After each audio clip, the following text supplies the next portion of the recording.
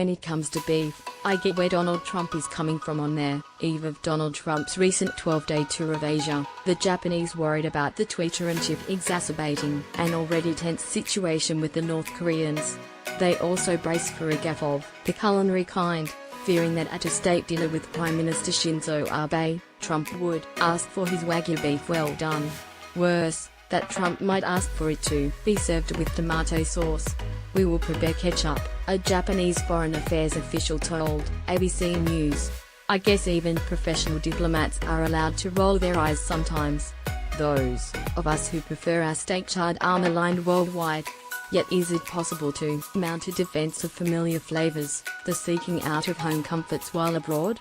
I ask because, on a recent extended trip around the Japanese mainland, just before a bullet-train journey, I was inexplicably drawn into a McDonald's.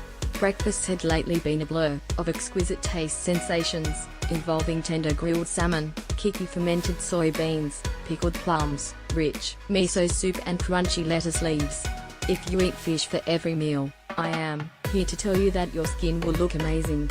Moreover, every meal left me feeling light, satiated and, hopefully, with a few extra months tacked onto my life. Yet a Big Mac called less a siren song than a pedestrian blare. This meal had only one taste, and although the sweetness of it lingered for the entire train ride, I had no regrets. To confess to eating a Big Mac in Japan is, I'm aware, akin to admitting you prefer milk chocolate to dark, or that you'd take iceberg lettuce over rocket. But there are McDonald's all over Japan, which must mean the locals love it, too.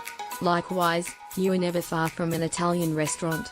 You haven't lived until you've eaten pizza in the old samurai town of Kanazawa, made by the third-place winner in the International Neapolitan Pizza Awards. Like most Japanese simulacra of Western foods, Terry's something a bit strange about it, but that's not a bad thing. It's chewier, more likely to be covered in little squares of deli ham, and overall the flavors are smoother and less spiky than at your average gourmet pizza place back home. Besides, the gluttonous act of tearing into a doughy slice is irresistible after a spate of proportioned, pita-style meals. In Tokyo, at the New York Bar Grill on the 52nd floor of the Park Hyatt, they serve a meticulously composed burger. It's fascinating to observe the Japanese penchant for perfection applied to what is an inherently sloppy object. The brioche is a crisp dome of either meat entirely devoid of those mysterious gristly bits, the tomato slice genuinely juicy. Of course, it comes with a house-made relish, nothing like the cloying Heinz stuff. And I noticed with all that it didn't yield in my grip, instead maintaining its structural integrity, bite after ravenous bite. Now that's a competently made burger. Yet, it'd be lying if there wasn't part of me that wished I was enjoying their special sauce and free Wi-Fi that come with the McDonald's version. After all, millions of dollars of engineering ingenuity have been spent on ensuring it tastes good. This is likely to be the only time I'm going to say this, but I get where Trump is coming from. Long-distance travel can be turbulent, not least in a gastrointestinal sense. If it keeps him quiet, let the man have his plane.